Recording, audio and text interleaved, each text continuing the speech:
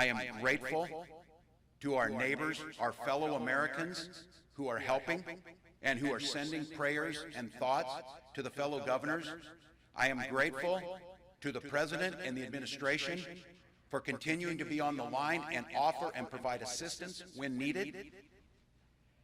And I am most grateful to Minnesotans. We built this state. We built the North Star. Everything that we believe in, these people are trying to destroy. So if you are on the streets tonight, it is very clear. You are not with us, you do not share our values, and we will use the full strength of goodness and righteousness to make sure that this ends. With that, I'd be glad to answer any questions along with the folks up here. Peter? Be more specific about numbers. I don't think you're saying that 10,000 people have come in from out of state, or that every bit of violence was done by people who were coming in from out of state. So where did that sort of cross over from earlier demonstrations to what's going on now? And again, what kind of numbers are you talking about, and what can you share? Yeah, I'll let these folks go.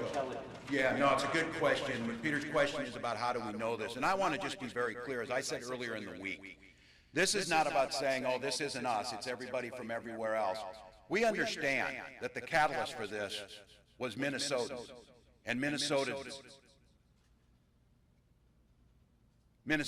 inability to deal with inequality, inequities, and quite honestly, the racism that has persisted. I am not denying that. But what we're at right now, and we're trying to get numbers on this, and I will try, and what I'm asking the media to help us on, we're going to start releasing who some of these people are, and they'll be able to start tracing that history of where they're at and what they're doing on the dark web and how they're organizing. But I'm not trying to say that. I think our best estimate right now that I heard is about 20% is what we think are Minnesotans, and about 80% are outside. So I'm not trying to deflect in any way. I'm not trying to say there aren't Minnesotans amongst this group. We know that we have folks that may not be there too. But the vast majority right now, and I think that the difference is, and this is where Mayor Carter, Mayor Fry spoke eloquently on this, our heart and our solidarity are with folks who understand what happened Monday night to George Floyd. Must see justice, and we must fix it. But these folks are not them. So that's a good question, and we'll get more data. Peter, you want to follow up on that? All right. Yes, sir. Ewan Kerr from Minnesota Public Radio. I mean, who are these people, and what's happening right now in terms of you going after them? Yeah. John, you want to talk about that? As we've begun making arrests, we have begun analyzing the data of who we have arrested and begun actually doing what you would think is almost very similar to our COVID. It's contact tracing. Who are they associated with? What platforms are they advocating for? And we have seen things like white supremacist organizers who have posted things on platforms about coming to Minnesota. We're checking to see, do the folks that we have made arrests on and that we have information, are they connected to those platforms? We have seen flyers about protests where folks have talked about they're going to get their loot on tonight. And we're checking to see, are they part of an organized criminal organization? And if so, what is that organization, and how are they organized? We have been working with both our state, our county, our local, and our federal partners to start looking at issues around, is this organized crime? Is this an organized cell of terror? Where do these folks, where is the linkage is what we're doing? And so we are in the process right now of building that information network, building that intel effort so that we can link these folks together, figure out what the organizations that have created this, and then just understand how do we go after them legally. That is absolutely part and parcel of our mission. We are, in fact, public safety, and we recognize that there are legal issues that are involved here. But we are not going to tolerate the violence and the destruction that they're using as a cover for the other illegal activity. Names, you're going to release information. How will that happen? What form? I expect that we'll be able to release some of the names of those folks that have been arrested and some of the background information that we have pulled together, and we hope to be able to do that today. I think putting that in the media too is the help on that, and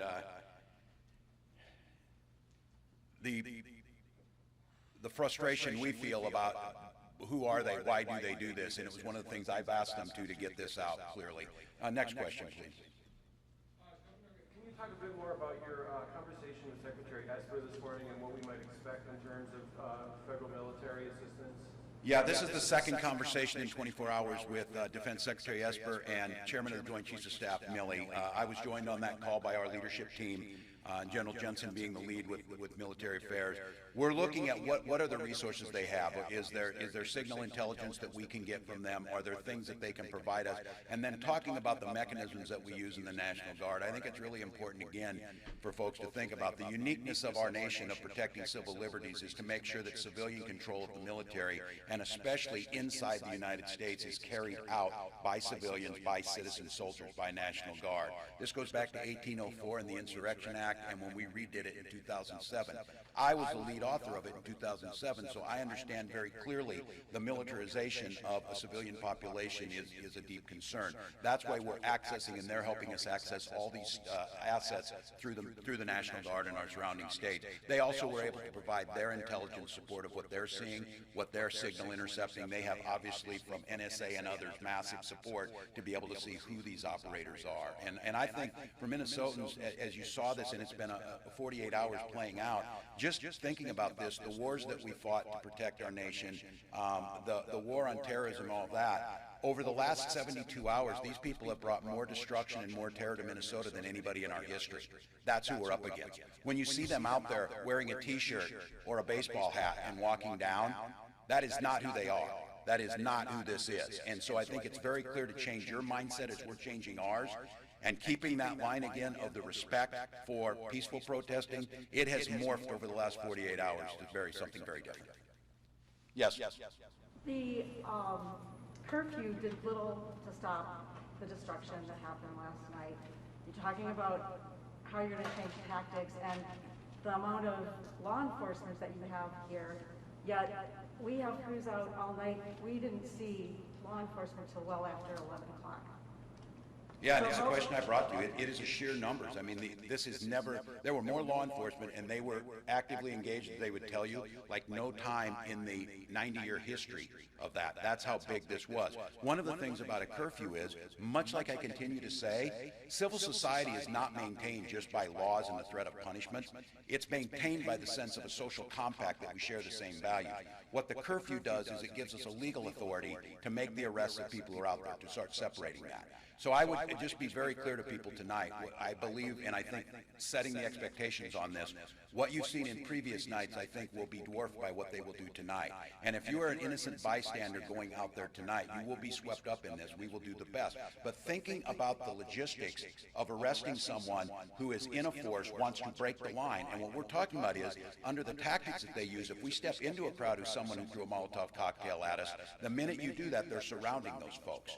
They're making sure and they're cutting us off. They're trying to escalate a situation where deadly force is used, and then chaos ensues. So the question about, are you out there, have you put enough on there? Just to be very clear, the mayor of Minneapolis requested National Guard support earlier than anybody in the country. National Guard was mobilized at a level unseen in Minnesota history by Wednesday morning.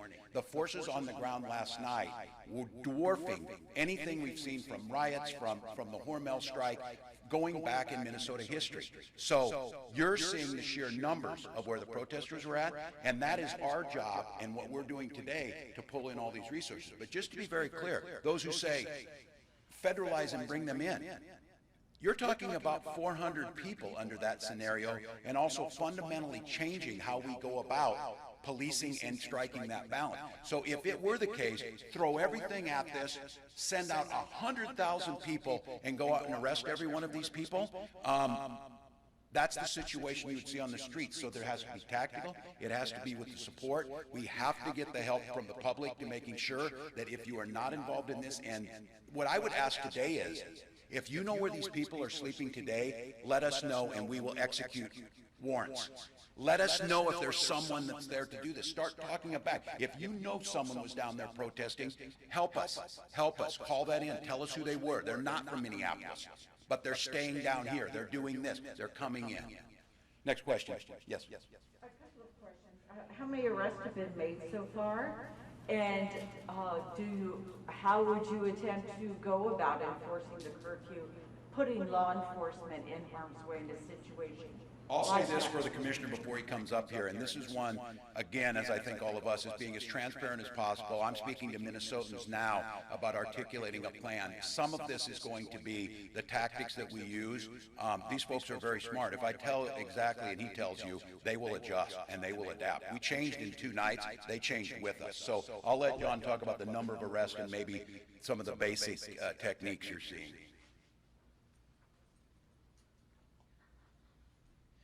On the St. Paul side, as best, and these are all preliminary numbers, we had around 20 arrests made on the St. Paul side. Over half of those were for burglary, and when we talk about burglary, if you can think about those grocery stores and those Walgreens and all of the liquor stores and the pharmacies that have been broken into, as you look at all the plywood that's up and about, they were significant numbers for burglary, and then there was about a third of that total was for curfew violations in addition to that. On the Minneapolis side, I believe there was, once again, close to 20, I think between 15 and 20 there. And once again, much of that was for curfew violations and or for destruction of property. So that's the numbers we have so far. We recognize that that's only essentially St. Paul and Minneapolis. We really need to get both Hannibal County booking numbers, Ramsey County booking numbers, and we recognize that as there were fire bombings done throughout the metro area, that we actually we're going to have to tap into Washington, Dakota, Anoka County also, because we understand that they also had crimes committed in their jurisdictions. The mayor's agreed that anyone out tonight after 8 o'clock is aiding and abetting these folks and providing cover for these folks. And are you telling legitimate protesters to not help provide cover?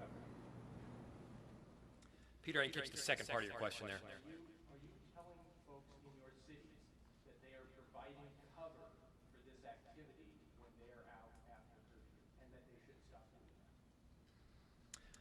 Yes, by being out tonight, you are most definitely helping those who seek to wrong our city. And let me be clear about this curfew. The people in our city, the residents of Minneapolis, they are not abiding by the curfew because they don't want to get arrested. They're abiding by the curfew because they understand that it's the right thing to do for our city. Londoners during World War I and World War II didn't turn off their lights because the government told them to. They turned off their lights because they recognized it was the right thing to do for their city and their country. And that's exactly the same thing as to what we're seeing right here. And let me be clear about the numbers that we've seen. Early on, there were so many questions about why don't we just arrest our way out of this on Wednesday and Thursday. And why don't we have an officer placed at each and every business? If we were to place an officer at all of the businesses that we were seen getting attacked and looted, it would be one officer facing, in some instances, 100 people coming in. If they were to arrest one, the other 99 walk right by. We certainly don't want to incite additional violence by triggering some form of force. And so this became a very difficult situation that was not about planning or strategy, but about math. I want to be very clear. We did not have the numbers early on. This was about math. On Wednesday afternoon, I called the governor as soon as I heard from our chief, Arredondo, and requested assistance from the National Guard. We are very appreciative to have those resources. We definitely need the numbers because we can't do it alone. And now that we do have a very concerted and unified contingent right now, and so tonight, yes, most definitely abide by the curfew. We'll need everybody complying. If I could ask Mayor Carter to respond to that. Sure. Yes, thank you. I think we've all made the distinction that there are people who are seeking to peacefully protest, and there are other people who are agitators who are seeking to agitate and incite violence. The problem that we're hearing from a lot of our friends who have been in the movement here in Minnesota for a very long time is that you have somebody who will go forward and break a window or try to start a fire or something, and as the governor mentioned, then go run back behind the people who are trying to peacefully protest and use them essentially as human shields. And so, I hear people saying, the curfew didn't work to stop the incidents that happened last night. To be clear, I don't think there's an expectation that people who are here from out of town to incite violence are going to say, oh, shoot, we can't go out there because the mayor implemented an 8 o'clock curfew. What that's designed to do is separate those well-meaning community members who are heartbroken, who are feeling legitimate anger and sadness, and ask them, as the mayor just said, to stay home, to stay out of that, so that we can separate who are the people in our community who are hurting, who need to be able to peacefully express their First Amendment rights, from who are the people in our community who are looking to break a window or start a fire or create destruction in our communities. So I would echo exactly what the mayor just said. Just by virtue of being out in that space, just by virtue of being a part of a crowd that the people who would hope to destroy our communities can hide in, that, yes, would be aiding those who are attempting to destroy our communities. That's the purpose of the curfew. Thank you. We will gather at noon. I would ask this before we go. We'll gather at noon. 1 second, please. We'll gather at noon with civil rights leaders, members of this movement, folks who understand this clearly, and have them speak to you, too, about this very question. I'm sorry. Please go ahead. One more follow-up question, very important if possible. When you talk about full mobilization, how many National Guard troops are you willing to accept? Have you asked for? Can we get specific? This might be a distinction on when you're in the Guard and when you're ready to deploy. Yeah, we have approximately 13,200 Minnesota Guardsmen now. All of them are not qualified to be fully mobilized because they haven't conducted basic training or their military occupational skill training. But when the governor tasked me this morning with full mobilization, his expectation is that every soldier and airman, regardless of job, of military job, is available for this operation. So at this time, I don't have a number to give you. The top end, as I mentioned, 13,200. The bottom end is where we are right now, 2,400. So it'll be in between those two numbers as we work through this. Thank you. So the president has offered federal troops to come in. Has he been consulted with you on that, and are you going to accept it? And what kind of a precedent is that going to set? Yeah, and that was going back to an earlier question, the question of the president offering that. And this has happened before, of where they put their 82nd Airborne and some of those on readiness. Yes, we've been consulted early. I spoke to the president himself 2 days ago, have spoken twice with Secretary Esper and Joint Chief Staff Chairman Milley, along with the guidance of General Jensen, about what that would look like. As I said earlier, the resources there provide us in material resources. There is a mechanism with the National Guard, which we are relying on, which is quicker and better and much easier to do, is to rely on our state partners around us to provide that. Federal troops, again, not from the community, and I think for people to think about this, they're not talking about mobilizing the entire United States Army. We're probably talking in the neighborhood of several hundred. We can get more troops quicker than that by doing this, but that is an option that was put out there, and it's support that goes with us. At this time, Minnesotans, we will be back here. We'll bring some faith leaders to talk to you about it. We have planned demonstrations today, true demonstrations, true expressions of grief, true calls to heal our community and work. We will be out there, and the folks that are here will be out there to support that and protect that and honor that right.